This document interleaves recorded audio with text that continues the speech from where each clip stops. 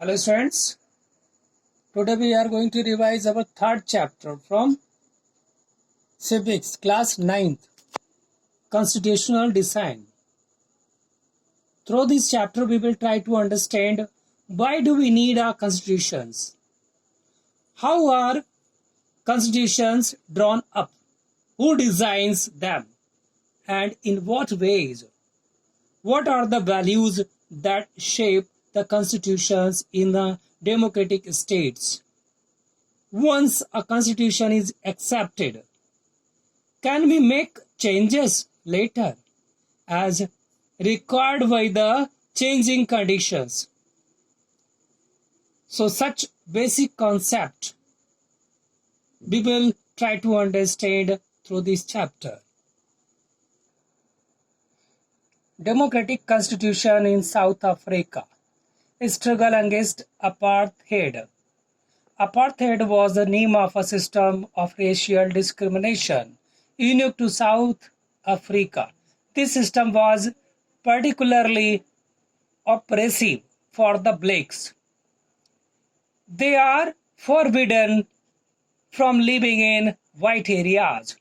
Since 1950, the blacks, colored, and Indians fought against the apartheid system.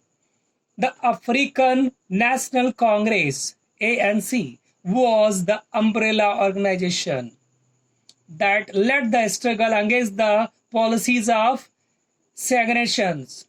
In 1964, Nelson Mandela and 7 other leaders were sentenced to life imprisonment in 1964 for daring to oppose the apartheid regime in his country. As the protest and struggles against the apartheid increased, the black could no longer be kept under the rule of the government through repression. The white regime changed its policies. Discriminatory laws were repealed, ban on political parties and restrictions on the media were lifted. Nelson Mandela was released after 28 years in the Robben Island prison. The apartheid government came to an end on the midnight of 26 April 1994, paving way for the formation of a multiracial government. Following the emergence of the new democratic South Africa, the party that ruled through oppression and brutal killings, and the party that led the freedom struggle sat together to draw up a common constitution. This constitution gave to its citizens the most extensive rights available in any country. Together, they decided that in the search for a solution of the problems, nobody should be excluded. Why the need of constitution? Take the example of South Africa to see why we need the constitution and what constitutions do. The oppressors and oppressed were planning to live together as equals in the new democracy. Such sections wanted to safeguard their interests and wanted substantial social and economic rights. Through negotiations, both parties came to the compromise. The whites agreed to the principle of majority rule and that of one person, one vote. They also agreed to accept some basic rights for the poor and the workers. The blacks agreed that the majority rule would not be absolute and that the majority would not take away the property of the white minority. How was this compromise to be implemented? The only way to build and maintain trust in such association was to write down some rules of the game that everyone would abide by. These supreme rules that no government would be able to ignore are called a constitution. Every country has diverse group of people. All over the world, people have differences of opinion and interest. The constitution is the supreme law that determines the relationship between people living in a territory called citizens and also relationship between the people and government. Find what constitutions do below. First, it generates a degree of trust and coordination that is necessary for different kind of people to live together. Second, it specifies how the government will be constituted, who will have the power to take which decisions. Third, it lays down limits on the powers of the government and tells us what the right of the citizens are. Fourth, it expresses the aspirations of the people about creating a good society. All countries that have constitutions are not necessarily democratic, but all countries that are democratic will have constitutions. Making of the Indian Constitution. India's constitution was drawn up under very difficult circumstances. The country was won through up partisans on the basis of religious differences and was a traumatic experience for the people of India and Pakistan.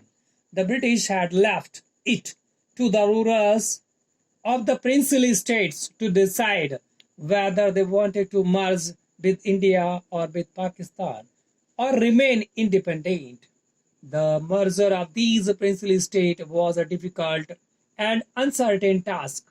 When the constitution was being written, the future of the country did not look as secure as it does today. The path to the constitution.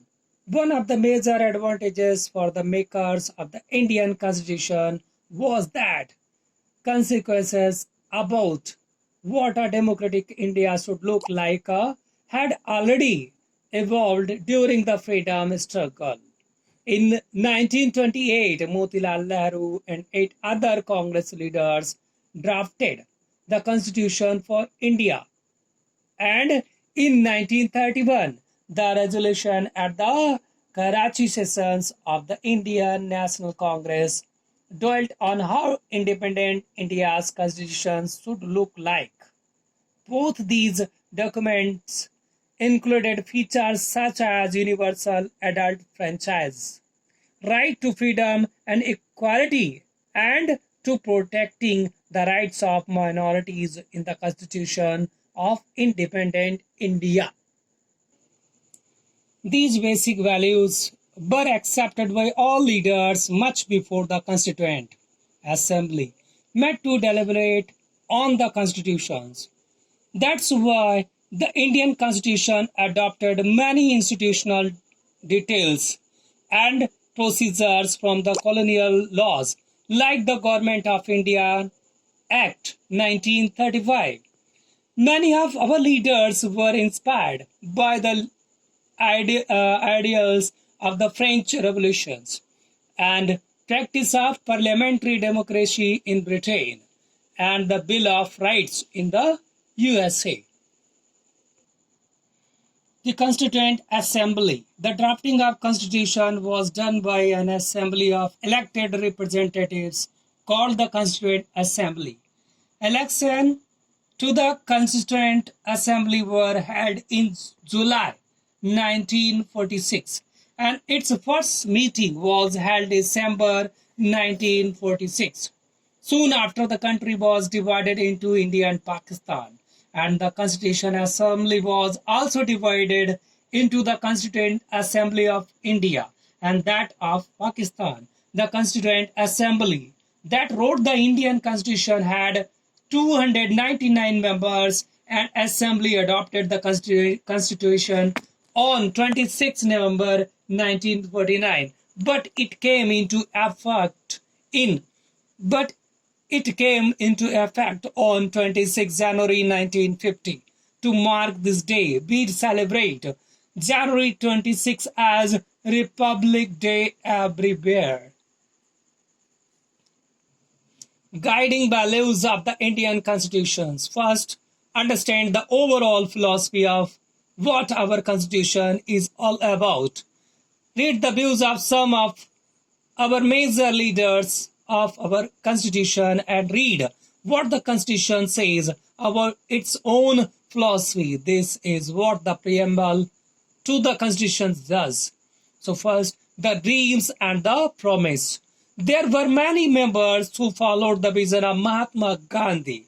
This dream of an India that has eliminated inequality was shared by Dr. Bhimrao Ambedkar, who played a key role in the making of the Constitution. But his vision of removing inequalities from India was different from Gandhiji.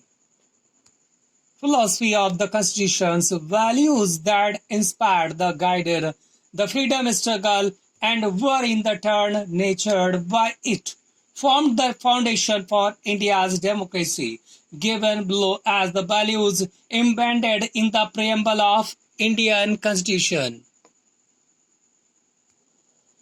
We, the people of India, the Constitution has been drawn up enacted by the people through their representatives and not handed down to them by the king or any outside powers.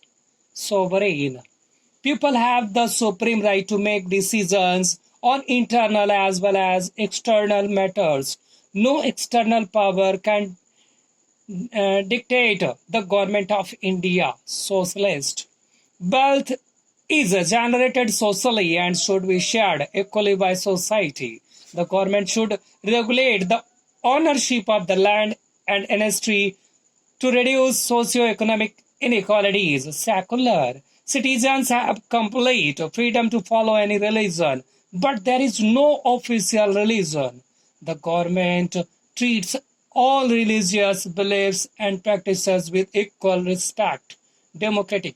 A form of government where people enjoy equal political rights, elect their rulers and hold them accountable. The government is run according to some basic rules. Republic, the head of the state, is an elected person and not a hereditary person. Justice. Citizens cannot be discriminated against on the grounds of caste, religion, and gender. Social inequalities have to be reduced. The government should work for the welfare of all, especially the disadvantaged groups. Liberty. There are no unreasonable restrictions on the citizen in what they think, how they wish to express their thoughts, and the way they wish to follow up their thoughts in action. Equality. All are equal before the laws. The traditional social inequalities have to be ended. The government should ensure equal opportunities for all. Fraternity. All of us should we have as if we are member of the same family. No one should treat as fellow citizen as inferior. Institutional design. Institutional design. A constitution is not merely a statement of values and philosophy. It is mainly about embodying these values into institutional arrangements. It is a very long and detailed document, therefore it needs to be amended quite regularly to keep it updated. Provisions are made to incorporate changes known as constitutional amendments from time to time. Like any constitutions, the Indian Constitution also lays down a procedure for choosing persons to govern the country. It defines who will have how much power to make which decisions, and it put limits to what the government can do by providing some rights to the citizens that cannot be violated.